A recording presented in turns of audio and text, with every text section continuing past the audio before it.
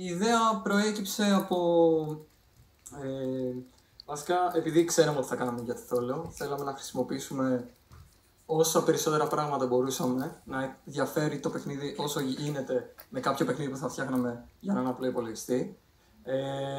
Και ο Τάλος ήταν ακριβώς αυτό που χρειαζόμασταν γι' αυτό.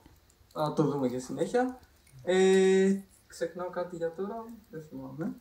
Ωραία, πάμε να δούμε και θα θυμηθώ κι εγώ. Λοιπόν, καταρχάς, να πούμε λίγο για το χειρισμό. Εδώ λοιπόν βλέπετε ότι στην αρχή έχει ένα player select. Όποιοι δηλαδή θέλουν να μπουν, πατάνε ένα κουμπί και μπαίνουν με το χρώμα που θέλουν. Δυστυχώς δεν καταφέραμε αργότερα να γίνει κάτι με αυτό. Και πρακτικά τι γίνεται. Όλοι οι παίκτες λοιπόν που κάθονται όπως κάθεστε κι εσείς έχουν, όπως προαναφέρθηκε, 4 κουμπιά και μπορούν ομαδικά να συνεργαστούν. Ο καθένας έχει ένα κουμπί και να συνεργαστούν ώστε να χειριστούν αυτό εδώ το πλοιαράκι, την τρίτη. Δηλαδή όλοι οι θεατές, ο main πρωταγωνιστής είναι αυτό εκεί το καραβάκι. Που κολλάει όμως ο Τάλος. Ο Τάλος μάλλον δεν χρησιμοποιήθηκε για άλλα games, αλλά το χειρίζεται κάποιος επίσης, μπορεί ο δάσκαλος ή κάποιος τυχερός μαθητής, με gamepad. Οπότε είναι PvP πρακτικά αυτό που βλέπουμε εδώ πέρα. Πάμε να το δούμε. Τώρα βλέπουμε, είπαμε, μέσα από το Unity, μπορείτε δεξιά να δείτε πώς ακριβώς παίκτη φαίνεται. Έχει μικρό χειρισμό το ρομπότ μας, μπορεί να χτυπήσει με τα πόδια του και να προετοιμάσει μια επίθεση. Αυτή είναι η προετοιμασία μιας επίθεσης, εδώ είναι λίγο περίεργο, αλλά μπορείτε να δείτε εκεί πώς φαίνεται στο πιο safe zone που μπορείς να έχεις στη Θόλο. Γιατί προφανώς δεν θέλεις να έχεις όλα τα γραφικά σου γύρω-γύρω, εκεί είναι το καλύτερο safe zone. Εκεί λοιπόν καλούνται να ψηφίσουν άμα θα πάνε αριστερά ή δεξιά. Άμα δεν κάνουν τίποτα από τα δύο, πεθαίνουν. Άμα δεν έχουν πλειοψηφία, ή μάλλον καλύτερα 70-80% τις ψήφους να πάνε αριστερά ή δεξιά, πάλι πεθαίνουν. Εδώ λοιπόν μέσα από τη Θόλο προσπαθούμε να δείξουμε λίγο πώς φαίνεται. Μάλλον φαίνεται λίγο καλύτερα όσο πιο αριστερά ή δεξιά είσαι όταν το... και sorry κιόλας, δεν έχουμε κάνει καθόλου edit στον ήχο, οπότε... τι γίνεται τώρα. Όλοι τραβάνε κουμπί κάτω, πρέπει να πατάνε στη συνέχεια...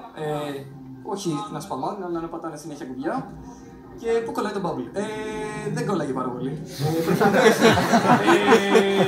Έχουμε λοιπόν τη θάλασσα και σκεφτόμασταν, είναι αρκετό. Δεν είναι αρκετό, μάλλον. Εδώ λοιπόν βλέπετε ότι καλύπτει όλη τη Θόλο ο Τάλος, θα πω μετά για τις φούσκες. Και προσπαθεί να κάνει λάκτισμα αριστερά-δεξιά, υποθέτω το καράβι, αλλά δεν ξέρω αν στην συγκεκριμένη περίπτωση τα κατάφερε. Δεν τα κατάφερε, δεν ήταν αρκετά γρήγορη.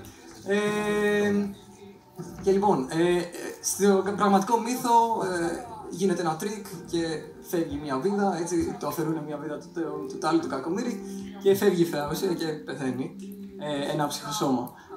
Όμως εμείς θέλαμε να βάλουμε μια φούσκα, θεϊκή δύναμη, από μηχανιστές, όπου όσο παίζουμε εμείς, αυτή γεμίζει και πρακτικά εμείς σαν παίκτες προσπαθούμε να αποφύγουμε προφανώς τις επιθέσεις τους μέχρι να γεμίσει η φούσκα. Δεν καταφέραμε να βάλουμε άλλο για πλέον να κάνει για την τριήρη δυστυχώς. Είναι πολύ ωραία η εμπειρία να σας πω μέσα στη Θόλο και ο ήχος και οι κραδασμοί και όλα αυτά.